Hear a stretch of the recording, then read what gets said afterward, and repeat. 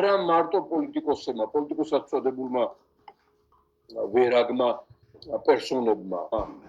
მიიყვანეს ქვეყანა აი ამ დონემდე. ჟურნალისტებმა ეგრეთ წოდებულებმა დაღუპეს ჩვენი მომავალი. ყველა კრიტიკულ მომენტში შექმნეს ყალბი წარმოდგენა, ყალბი განწყობები ხალხში, კონკრეტული პოლიტიკური ძალის მიმართ. ან დამარხეს, განადგურეს, ვინც დასარჩენი იყო და ვინც არ იყო პოლიტიკაში შემოსაშვების აღაზევეს. გავიხსენოთ ჩვენ თბილისის ზღვა, საიდანაც დაიწყო ტელევიზიის პირველმა არხმა გადაცემები კიტოვანის ჯარით გარშემორტყმულმა თბილისის ზღვიდან და დაარწმუნა ხალხი, რომ ზუსტად გამსახურდიოს თურმე ტონობით ოქრო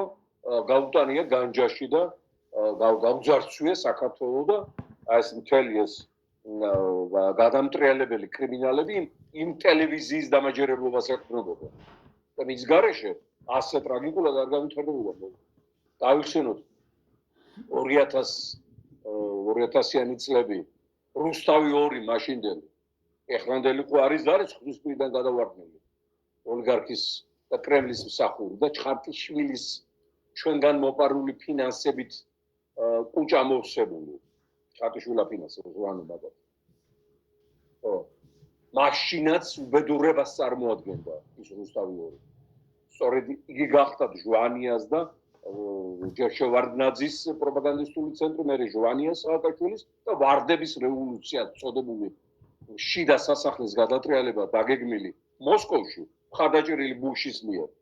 ის ალბათ აზზეც ვერ მოვიდოდა ხმ წარაღი აზზე ვის დაუჭირა მხარ და რას დაუჭირა განახორციელა აი ამ რუსთავი 2-მა და ივანიშვილი მაშინ მოვიდა თანამმართველად მე ერთ პირველი მმართველობა